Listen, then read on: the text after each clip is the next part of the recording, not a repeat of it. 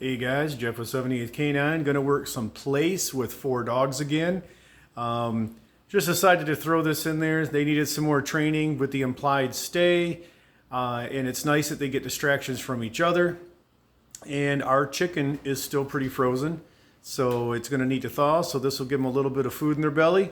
And they're going to work for it. But they don't got to do too much. They just have to stay put. For my place command, I like to use the place, the raised dog cot, as a virtual crate. The dog can lay down, the dog can sit, the dog can stand up. The dog can do everything except what Ruger's doing right now, which is get a paw off the place. And there's Ticklebug. So let's get this under control and we'll get it rolling. Take place. Now with a correction, he's not going to get a treat because he got corrected. This dog will get a treat. Good place. Ruger, place. Good. And you'll see Creed's door was closed because he likes to be a helper. Creed, place. Just using my body pressure to back him on. Now I'm going to reward this because this was some self-control. Good place. You could use a click. You could say yes. You got to be careful if you say a terminal marker because that might make a dog leave. Ruger, Good. Now you see he just corrected himself. I like to have a dog correct himself. That lets me know that they're making a decision. They're making a choice. Good place, Baba. If you have a dog that likes to get up, we'll try it with this dog here. If you got a dog that likes to get up, you can take a few pieces of food and throw them down on the dog cot itself to really let them realize the value comes from that. It doesn't come from your hand, so they don't have to leave it to get their treat. That the value is with staying on the place command.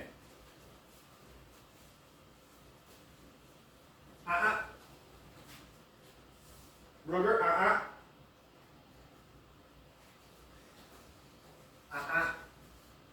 Place. Good. And be patient. Have fun. No matter how much they make you work. Good place. Good place, Creed. Very good.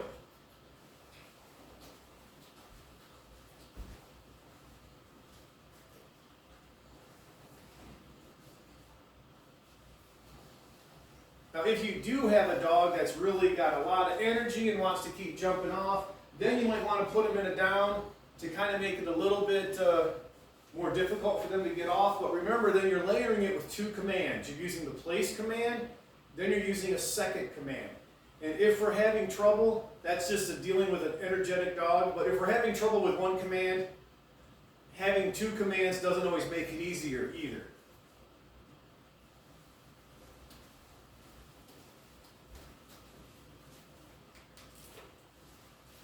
So most folks know that, that deal with me, that I do feed raw for my dogs, but I do use some kibble for training. One of the things that I'm using, I got this off Amazon. It's called Open Farm.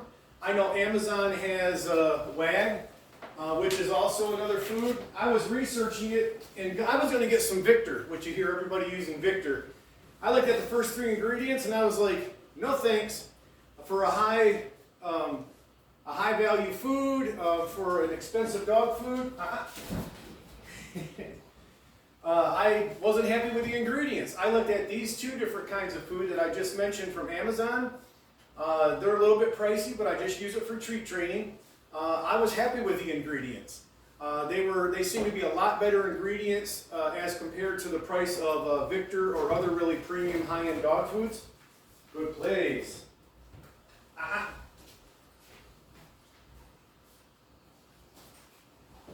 Place. Good. I know I'm talking too much. Distracting him, getting him bored. He's going to have to stay and have a little self-control before he gets something. This guy's had some good self-control. I'm going to give him 3 pieces, a little bit of a jackpot to help motivate that to stay.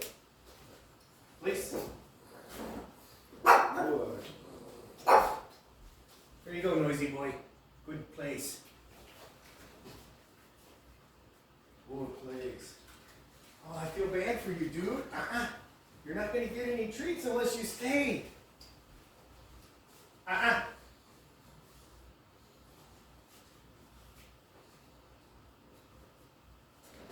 this is really showing that we got impulse control issues with him. This is a good exercise. Place. So we want to help him to be able to control his curiosity, to be able to control his energy. Good, place. I give him a little jackpot. I gave him 3. He lets you down.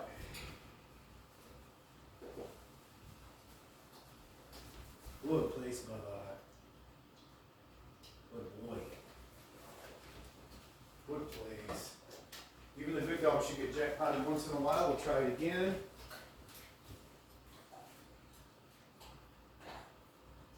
I'm at the point that if he does want to keep coming off, I am going to put him in a different command on top of it. He's not quite settled down yet. It hasn't registered with him. Ruger finally settled down a little bit, but he stepped off to get this because he anticipated. He corrected himself. I'm still going to reward that. Nobody's perfect, especially this guy. Place. Flats. Now I'm going to ask for another command to keep him in place here better. Good. I'm going to walk out. Go back and reward if he's still there. Good.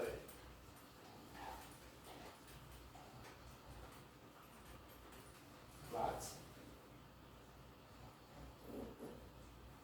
I was at first using a hand signal, and then I just use a little bit of gentle pressure to help guide him to his position.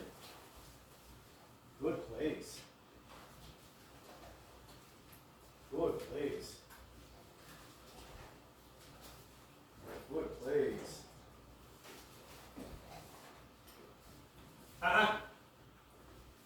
Please. Good. Now I also don't like to overuse my word no. I want to use no for when they're really doing something bad, like getting in the garbage, barking out the window, counter surfing, gonna mark in the house or something. I want to use that as a powerful word, so I don't want to use no all the time. So I like to use and give the dog a chance to correct themselves. Then try to use the least aversive possible, like body pressure, gentle pressure, leash pressure, guidance back to a position. Good place. And sometimes when you're rewarding a dog, if you're doing it too energetic, that can help entice them to come off, and that sets them up to fail. And that's not always a good thing, so you may have to think about how you reward them. I can even guide him to a down, and then reward him on the place. And I can walk away. I go back and reward him. Good place. Oh, my hand is so slobbery, it's gross. Good place, buddy. There's a lot of slobber here. Good place. Good place, Bubba.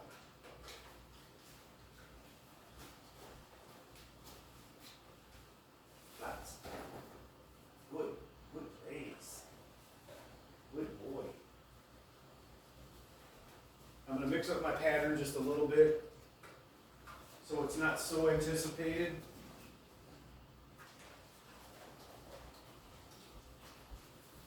Good job, little dog competing with the big dogs, huh? Good boy. Good place. Ooh, that is a slobbery hand.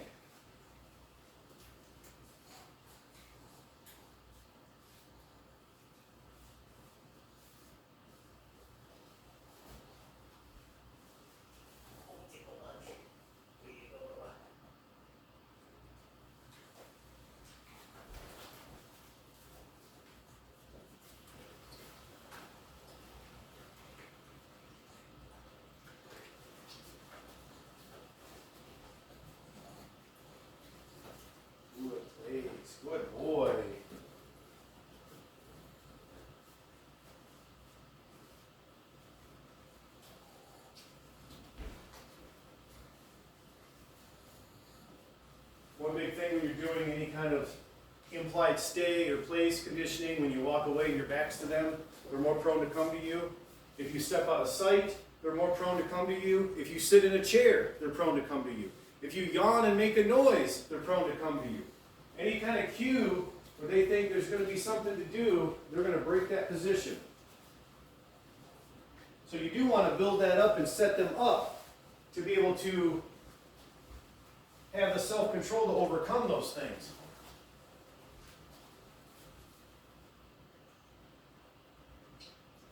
Are you getting full, buddy? You're going to have to cut back on that boy, huh?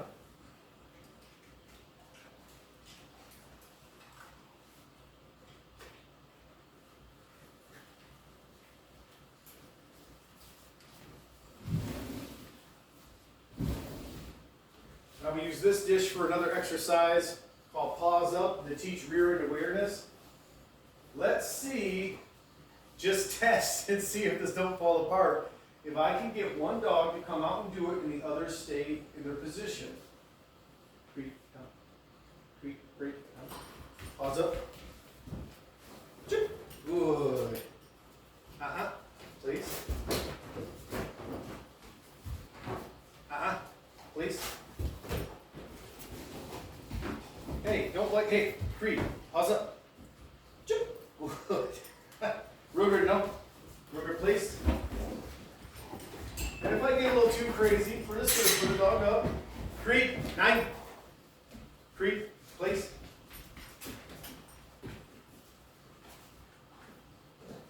Good. Roscoe, no.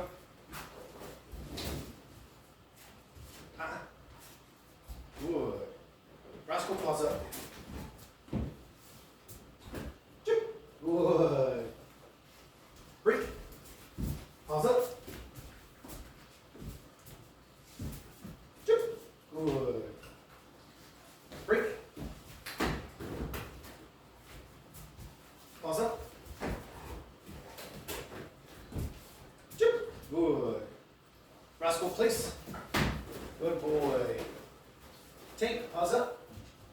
Good. Break. Roscoe, no. Roscoe, place. Good. Roscoe, place. Tank, paws up. Good job, little buddy. Break. Tank, paws up.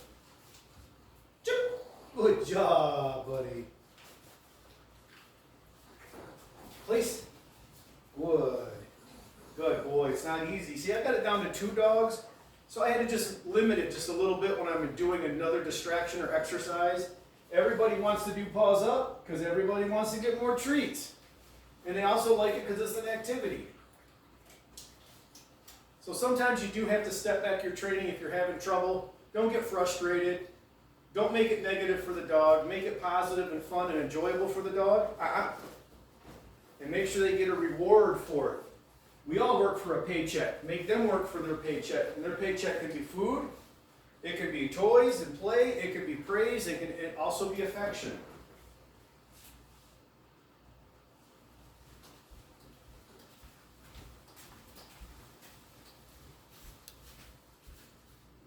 Good job, guys.